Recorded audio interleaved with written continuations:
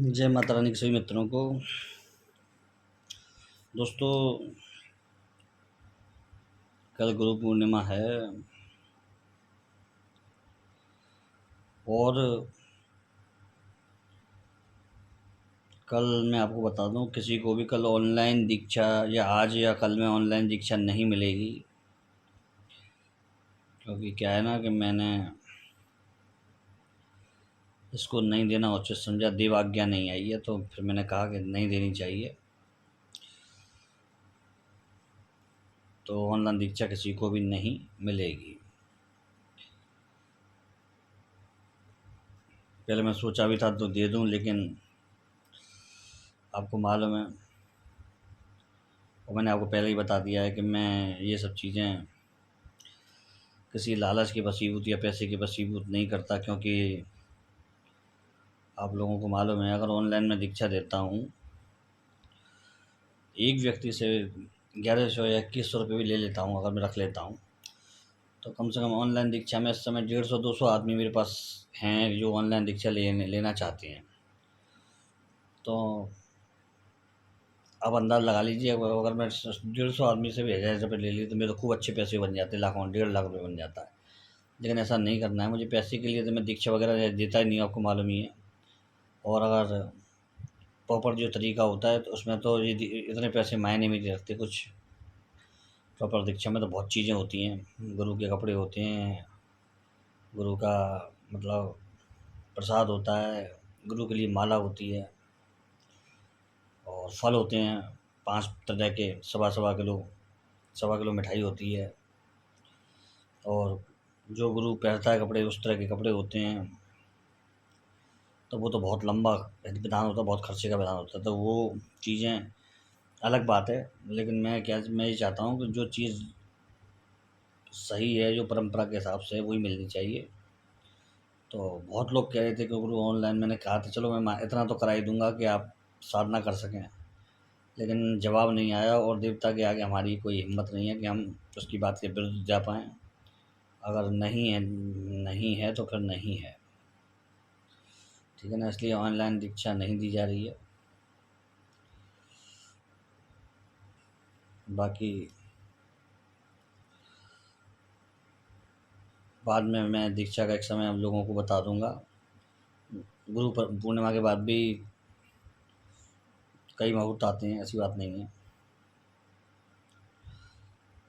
तो मैं बता दूंगा।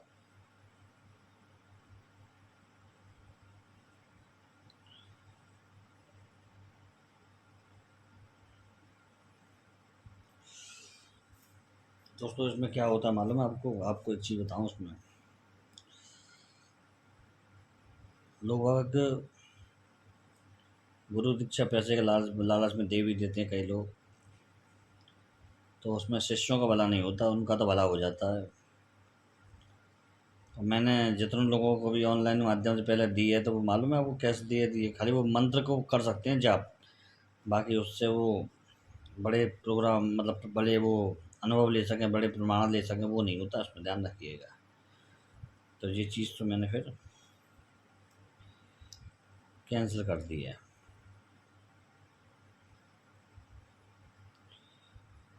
और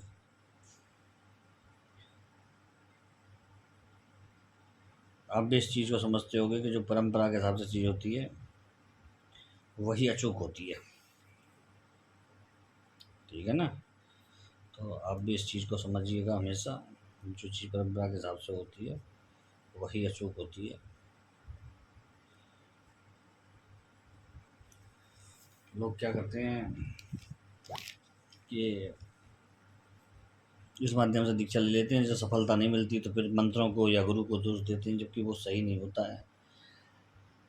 आप अपनी सुविधा अनुसार दीक्षा ले रहे हैं तो आपको सुविधा अनुसार तो कोई भी चीज़ उपलब्ध नहीं होती है।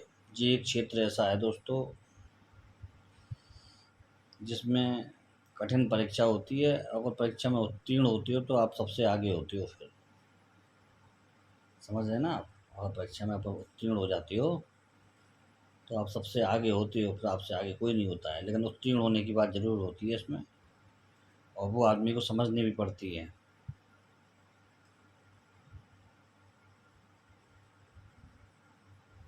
पर आदमी क्या है कि नहीं समझते हैं इस बात को। उनको यही लगता है कि कोई भी चीज़ आप खरीद सकते हैं या ले सकते हैं, ऐसा नहीं है दोस्तों।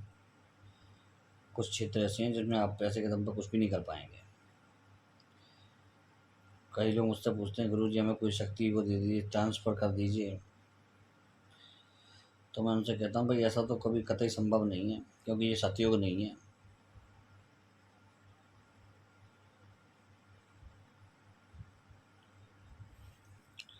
और तब भी ये बहुत मुश्किल होता था इस ज़माने में, कलयुग में तो ये असंभव है। क्योंकि कोई किसी चीज़ को सिद्ध करेगा, वो आपको ट्रांसफ़र कर देगा, ये मैं नहीं मान सकता, समझ सकता। ये एक हमारे हिसाब से बातें नहीं होती हैं। क्योंकि अगर आप पैसे ऐसे लाख 50,000 में शक्ति लेने लगे तो एक करोड़ों अरबों रुपए देने वाले बैठे हुए हैं, मालूम है आपको। ऐसा नहीं होता, आप तो लाख दोगे, लोग बाग सामने चमत्कार देखने के लिए करोड़ों रुपए देने के लिए बैठे होते हैं, मालूम है आपको। तो ये चीज़ें होती हैं।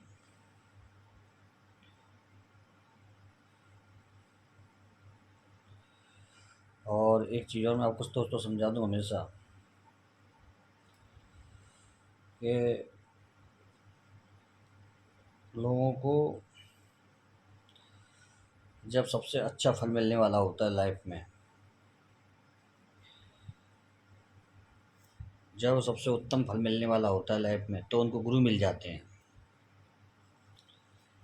और गुरु मिल गए तो जीवन भी संभल गया, ये सब जानते हैं।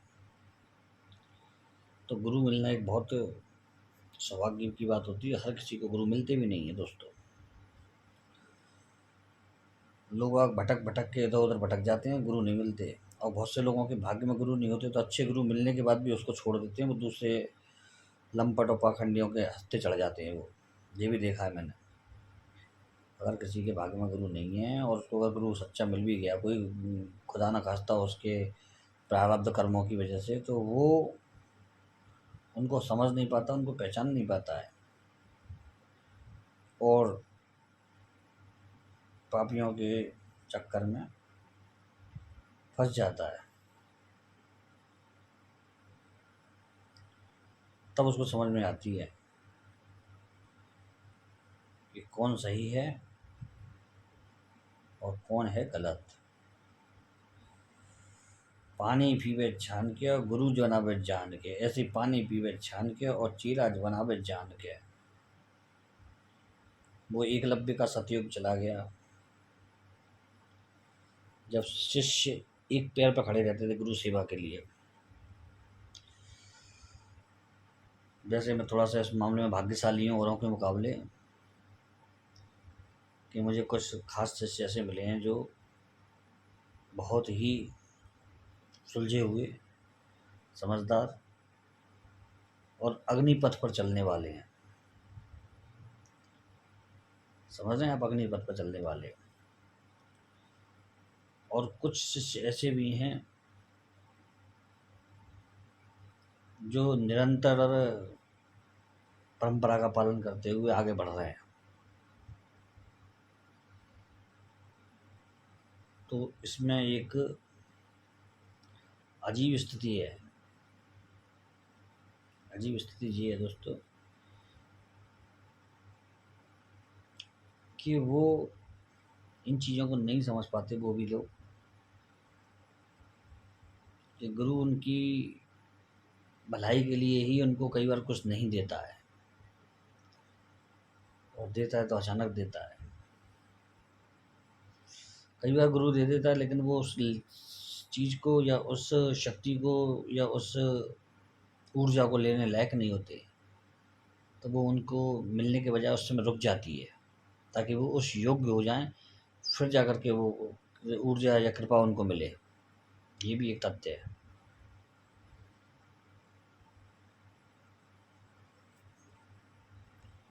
गुरु ग गम्यतन गुप्त ज्ञान,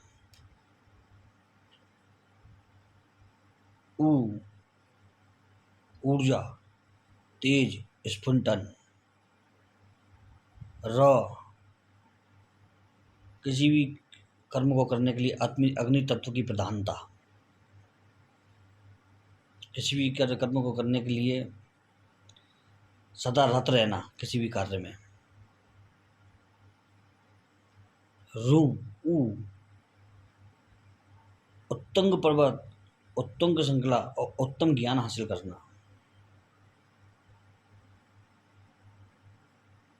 ऊर्जा की अधिकता से उत्तम ज्ञान हासिल करना और जिंदगी को ऊंचाइयों पर पहुंचाना। ऊ, गु, रू, ग, अ, उ, र, अ, उ। ज्ञान महत्वपूर्ण है, केवल जानकारी नहीं, एक अनुभव सिद्ध ज्ञान, अनुभवगम ज्ञान। जानकारी आपको हर जगह मिल जाएगी, लेकिन जो प्रैक्टिकल ज्ञान की नॉलेज है वो हर जगह नहीं मिलेगी। चमत्कार आपको बहुत लोग दिखा सकते हैं, लेकिन चमत्कार के जो अंदर के मूल रहस्य को जो जानता है वही असली बाजीगर या चमत्कारी है।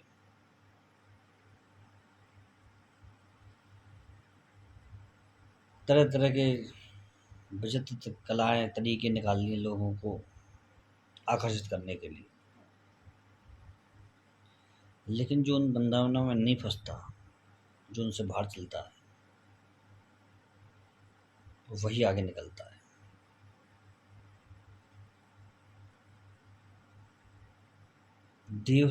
देव शक्ति गुरु की परीक्षा लेती है और गुरु आजमाता है अपने शिष्य को,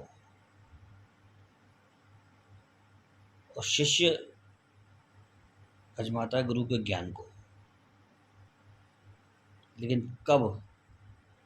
जब वो इस स्थिति में आ जाए कि एक निर्णायक अवस्था देख सके, जो कि सबसे लास्ट का ज्ञान है, सबसे लास्ट की सीढ़ी है, निर्णायक अवस्था। यदि गुरु की शक्ति का आभास करना हो, यदि गुरु के ज्ञान का आभास करना हो,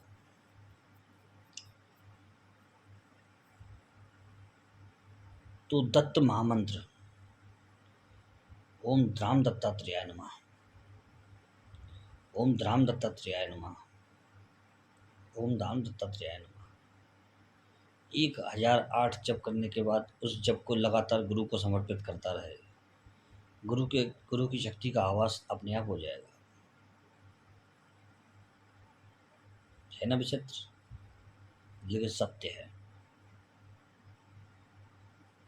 लेकिन सत्य है। जब मैं इस क्षेत्र में पहले था तो मैंने ऊर्जा के प्रभाव को विस्तृत कर लिया था, फैला लिया था, उसको जगत के क्षेत्र में व्याप्त कर दिया था। तब जो लोगों से वार्तालाप होता था तो लोगों की भाव ही अलग हो जाते थे, उनको उमंग, उनके मन में खुशी, उनके मन में प्रेम भाव, करुणा भाव, अच्छाई केवल आवाज़ जाने के माध्यम से ही उनको अनुभव होने लगती थी, जो कि एक वस्तु स्थिति हकीकत थी। आपको मालूम है, यदि किसी की ऊर्जा का स्तर जानना हो तो या तो उससे पहली बार जब वार्तालाप करेंगे तभी आपको मालूम हो जाएगा, या उसके निकटतम संपर्क में आएंगे तब आपको मालूम होगा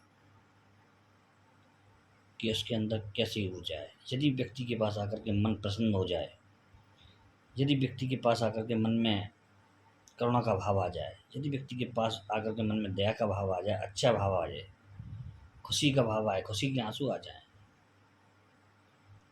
आप प्रेम में भाव विह्वल हो जाएँ, तो समझ लीजिए सामने वाले की ऊर्जा पॉजिटिव है और बहुत ही पॉजिटिव है। अच्छी शक्तियों का उसके पास वास है। किसी को देख कर के विचित्र लगे, किसी को देख कर के डर लगे या उस पे गुस्सा आए, किसी को देख कर के उसकी बातें सुन कर के चिड़चिड़ापन आए, तो समझ लीजिए बहुत बड़ी विकट ऊर्जा का वास है और नेगेटिव पावर है,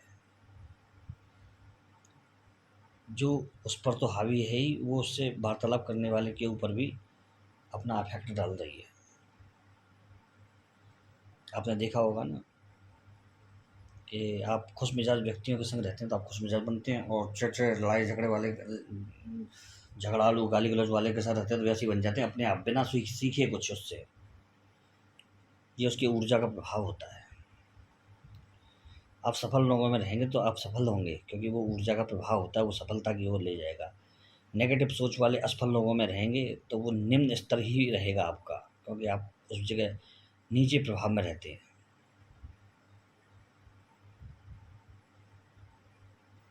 ये होता है दोस्तों।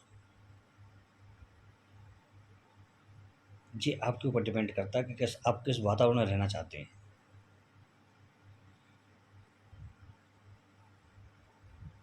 कुछ सालों में जगत की स्थिति बदल गई है। गुरु की स्थिति बदल गई है, लोगों द्वारा बदल दी गई है।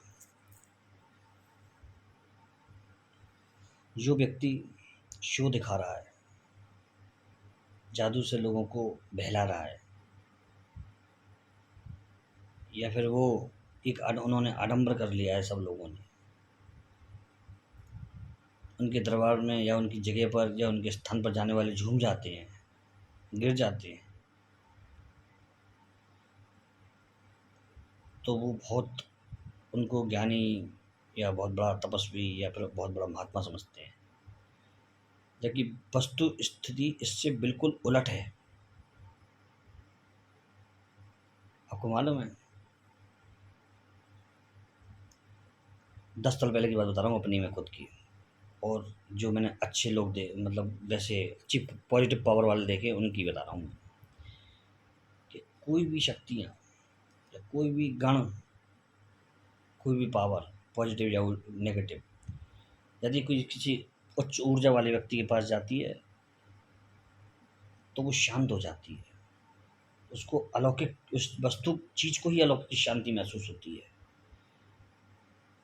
वो एक बार आवाज़ लगा करके चिल्ला करके चुप बैठ जाती है, क्योंकि उसे मालूम है कि वो भी एक विशुद्ध शक्ति के समीप बैठा हुआ है, जो कि उसको हानि नहीं पहुंचाएगी, बल्कि मुक्त करने की कोशिश करेगी इस जगत से। यही अंतर है पॉजिटिव और नेगेटिव का। समझने वाले केवल इसी बात को समझ सकते हैं। पॉजिटिव में आदमी को भय नहीं होता, वो अपने आप को बचाने की कोशिश नहीं करता, बल्कि उसको सब समान दिखते हैं। कपटी भाव नहीं आता,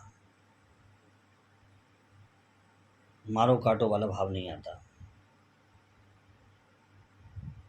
यही है भेद गुरु का और गुरु की शक्तियों का। यहीं से आजमाइश शुरू होती है। ज्ञान को कभी दिखाया नहीं जा सकता है, विद्याओं को दिखाया नहीं जा सकता है, कलाओं को दिखाया नहीं जा सकता है। पूरे ब्रह्मांड में जिसकी ऊर्जा व्याप्त है उसको दिखाया नहीं जा सकता है।